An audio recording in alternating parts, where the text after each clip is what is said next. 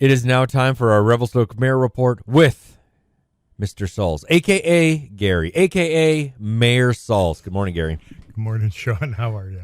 Well, Gary, it's so nice to have you here. I enjoy our fun banters. So how has it been going for you? Some days it's good and some days like, what the hell? Yeah, I hear you. Yeah. So we have had lots of little hiccups here and there. We've had some bumps on social media, but that was bound to happen during a by-election. These types of things come up. Yep.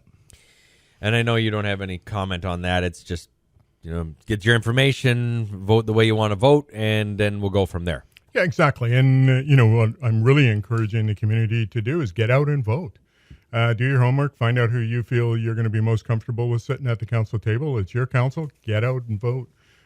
Make a decision. And, I know some people are going like, oh, I'm not sure who I vote for. Well, give some thought to it and then just do it. Yeah, there's enough now. I mean, Aaron's done an article on it. Liam did an article. They've been up to the studio and had their interviews. So there's enough media coverage to be able to listen and read and kind of make a decision based on what you feel is best. And if you don't know, then phone them. Yep, absolutely. Yep. Engage and see what you can do. So we've gone through one advanced poll on Wednesday. We have another one coming up on the 10th, which is, I believe, Wednesday, and then the general election on the 13th. So just encourage people to get out, whether you need to do the advanced poll or want to do the advanced poll or the general election, but get out and do it. We appreciate it. Let's talk about the OCP. You know the OCP? Okay. You're welcome. So we've talked about this till you're blue in the face, I'm blue in the face, McKee was blue in the face, probably Raven was blue in the face, maybe Jeff Battersby was blue in the face, maybe even Tony Coffin was blue in the face. I don't know. I mean, at this point, I feel like this comes up a lot. Yep. So let's bring it up. Okay. Can we come up with an OCP so that we don't have to talk about it and Sean doesn't have to make a joke about an 80s song? Sure. Okay.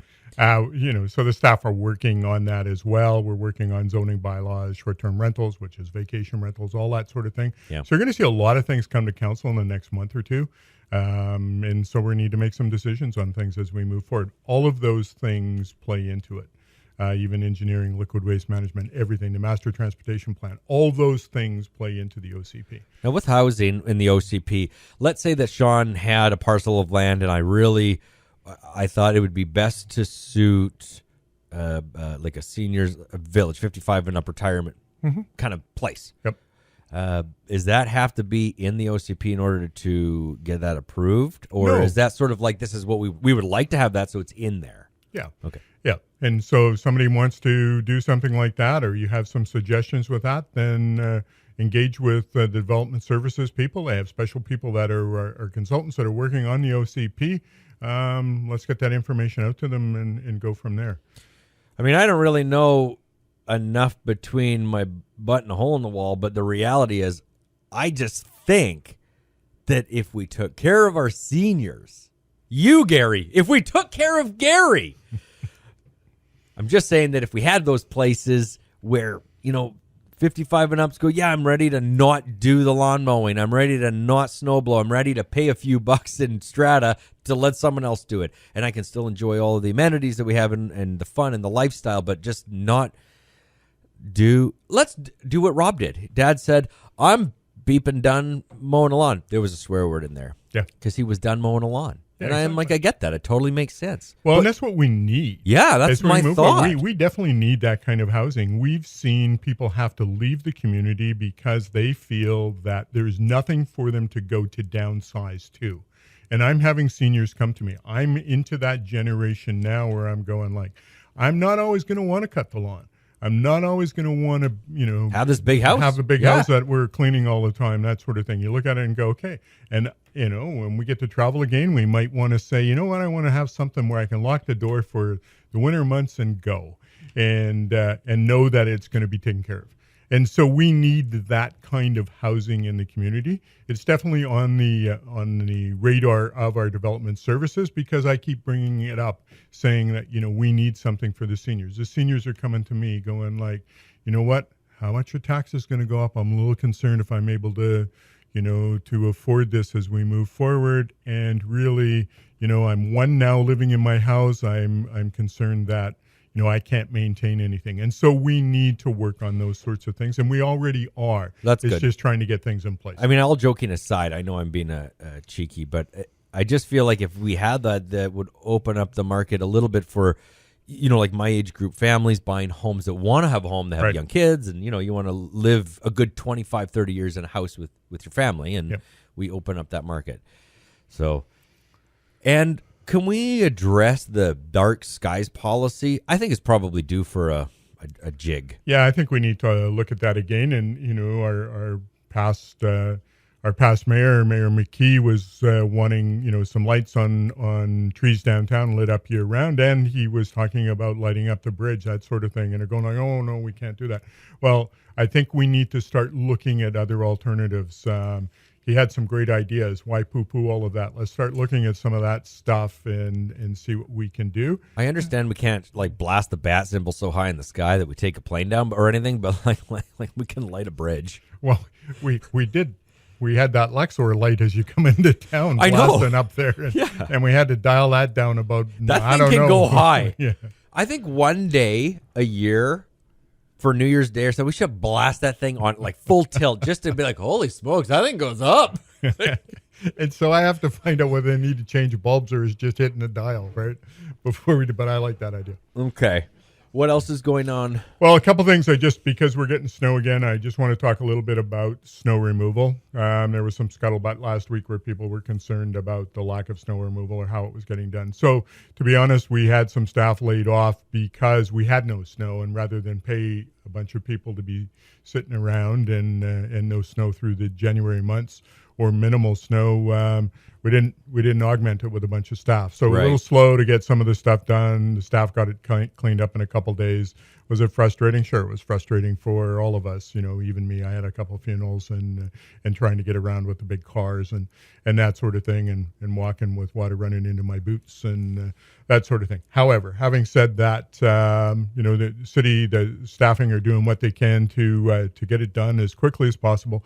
But I want people to understand that even though we send that trackless around on the sidewalks, it's incumbent upon the residents and the businesses to clean in front of their places. So just because we send that around to kind of help doesn't mean that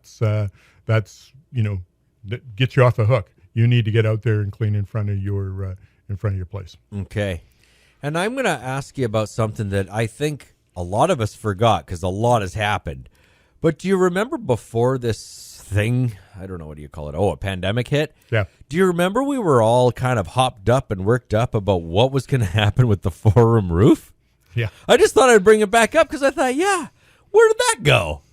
Where are we at with that? I see that the roof is still intact, so that's good. Yeah. Hasn't totally exploded or imploded or fallen apart. No, so, we definitely, the people that look at these things are saying, hey, we need to replace it at some point. It's aging, that sort of thing. You can't carry on just shoveling it forever. And my dad's aging. I'm not going to replace him. I'm going to cherish it. Yeah, there we go. And so it's still on the books. We're still looking at what we can do and talking to the people that say, hey, it's time. So we'll work through that. But at this point in time, there are other things that are going right now. I'm not sure whether it's totally closed, but we know that last week the Grizzlies made an announcement that they're now done. I'm not sure what's happening with minor hockey and that sort of thing. Because I'm not looking after operations, I'm not sure what's happening. That's Ms. Donato's forte, and she looks after it appropriately. So, definitely we'll be looking at the roof. What do we do? That sort of thing. We'll be having those ongoing conversations. It's a big ticket item. Oh, it's huge. And, we need to look at what's going to be prudent. Or are there options to do other things? We've already had this conversation. Oh, yeah. It's just not done. Yeah. Right. And every time we have that conversation, of course, inflation and prices of equipment and work and supplies all goes up, and we go like, whoa, this is going up. So the longer we push it, the more expensive it gets, and then maybe there'll be better options or not. I don't know. So we'll discuss that as we move forward. Okay. Do you got anything else? I got one more thing. I just got an email from the United Way yesterday, February 11th. So is 211 day. So who knew? There is something called 211. So I just wanted to read this paragraph about what this 211 is.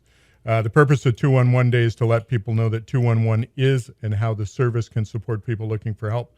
211 is a free confidential helpline that's available across Canada in 150 languages. When someone calls 211, they reach a 211 navigator who'll connect them to government, community-based programs, and social services in their area. In BC, all residents can use it online at bc211.ca 24/7, 7 days a week.